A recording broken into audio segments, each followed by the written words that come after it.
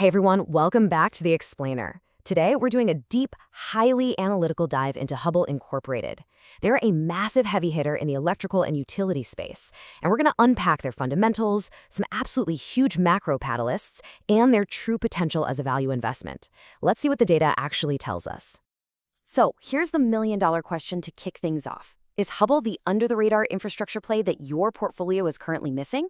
Look, while the broader market is busy chasing the latest tech hype, we know that as value investors, the real money is often made in the foundational, physical infrastructure that powers everything else. We're going to figure out if Hubbell fits that profile perfectly. Here is our data-backed roadmap for today. 1. The market opportunity. 2. Tailwinds in the NSI deal. 3. Financials and margins. 4. Peer valuation. 5. Investment risks. And we'll wrap it up with number 6, the final verdict. All right, jumping right into part 1, the Hubbell market opportunity. To really grasp this investment, we first have to understand their core business model and the structural moat they've built. Hubbell basically operates in two main arenas. First, you have electrical solutions, which brought in about $6.2 billion in 2024 revenue.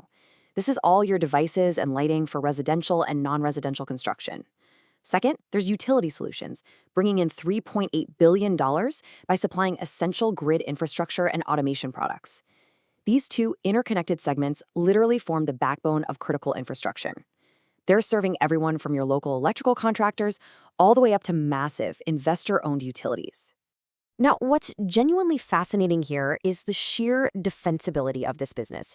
Hubbell is not just some basic manufacturer stamping out commodity parts. They are sitting on over 5,000 active patents. That creates incredibly high barriers to entry. Add to that an estimated 15 to 18% market share in U.S. electrical solutions for harsh environments, along with a fully vertically integrated manufacturing process. Guys, this creates a highly defensible economic moat, which is exactly what we hunt for in value investing. You aren't just buying products, you're buying sticky, proprietary tech. Moving on to part 2, tailwinds and the NSI acquisition.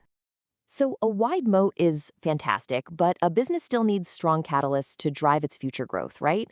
Right now, Hubbell is riding some massive multi-decade macro tailwinds. We're talking about the Inflation Reduction Act and the Bipartisan Infrastructure Law. Those two alone are directing over $2 trillion in capital toward grid modernization and infrastructure. But honestly, perhaps even more exciting is the AI data center boom. The surging power demand from these data centers already represents more than 10% of Hubbell's electrical solution sales, and management expects mid to high teens growth in this area going into 2026. This is a massive, highly visible secular tailwind. But they aren't just sitting back and relying on macro trends. They are taking massive, active steps.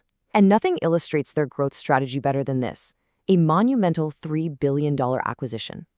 Hubbell agreed to acquire NSI Industries, paying for it with a combination of cash on hand and debt. If you don't know them, NSI is a leading provider of electrical fittings, connectors, and wire management products. So why drop $3 billion? Well, as CEO Gerben Bakker pointed out, this is all about injecting a high-growth business directly into their electrical solutions portfolio. NSI is anticipating roughly $570 million in 2026 revenue. Now, the purchase price does represent about a 15.5 times multiple on anticipated 2026 EBITDA, so it's not exactly cheap. But this isn't just about getting bigger. It's a highly strategic move expected to be immediately accretive to 2026 adjusted earnings per share and operating margins. It basically allows Hubbell to aggressively capture those higher growth verticals like data centers and network infrastructure. Let's dive into part 3. Key financials and margins.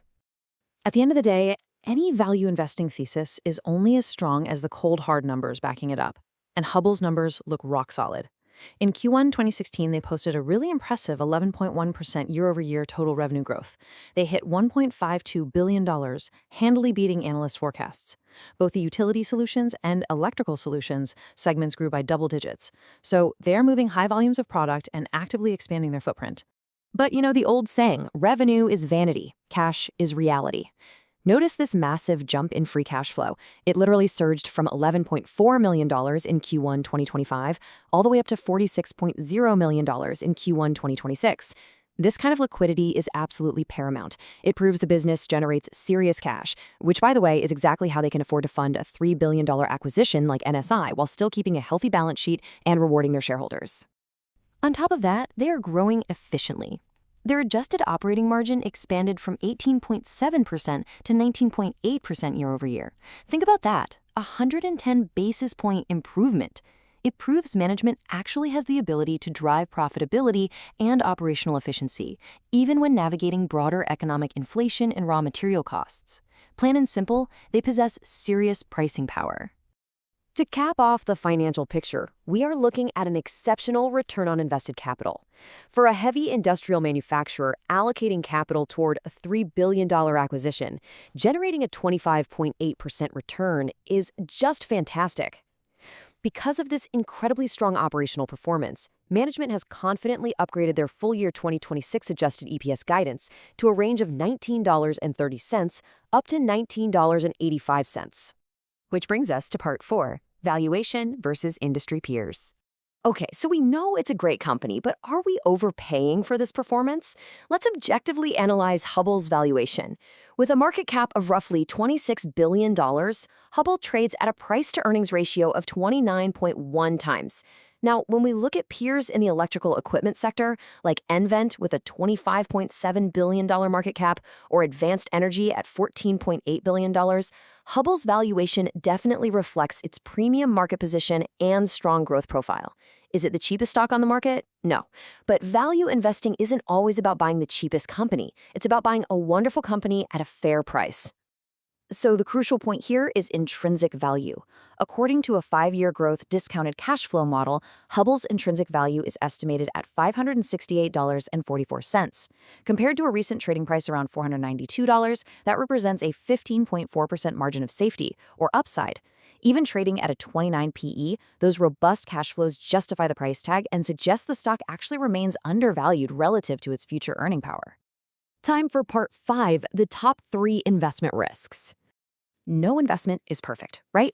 So let's stress test our bullish thesis, methodically stepping through these. Risk number 1 is absolutely the NSI integration. Paying $3 billion, which is roughly 15.5 times EBITDA, means execution has to be completely flawless. If integration stumbles, or if those anticipated synergies just fail to materialize, that premium price tag is going to seriously hurt margins. Risk number 2 is fierce competition. This is particularly true in the high-growth smart metering and grid analytics space, where Hubbell's Aclara division is battling heavily entrenched players like Itron and Landis+Gyr. Finally, risk number 3 is geographic and supply chain concentration. With 85% of their sales in North America, they are heavily exposed to localized economic slowdowns. Plus, they remain pretty vulnerable to constraints in critical raw materials like copper and aluminum, which could easily pressure future margins. And finally, part 6, the final investment verdicts. We've looked at the moat, the macro tailwinds, the impressive cash flows, the valuation, and the risks. Let's pull it all together. First, let's visualize current Wall Street sentiment. Out of 15 analyst ratings, we have a pretty split consensus: 7 buys, 7 holds, and 1 sell. However, it's worth noting the median price target sits at $550, which aligns very closely with our own intrinsic value calculation, suggesting a general consensus that this stock still has room to run. Taking all the source material into account, the verdict for a value-oriented portfolio is a strong buy, or at the absolute very least, a top spot on your watch list. This conclusion is driven by the nearly 12% median target upside, their proven ability to expand margins in a really tough environment, a massive jump in free cash flow, and those undeniable multi-decade infrastructure and AI data center tailwinds. The $3 billion NSI acquisition definitely presents integration risks, for sure, but it positions them perfectly to capture even more of this structural growth. So I want to leave you with this final thought. Does Hubbell deserve a spot in your portfolio? When you factor in that 25.8% return on invested capital and the virtually impenetrable patent moat, is this the grid modernization play you've actually been waiting for? Take these numbers, do your own intrinsic value calculations, and let us know what you conclude. Thank you so much for joining us on this explainer, and keep learning.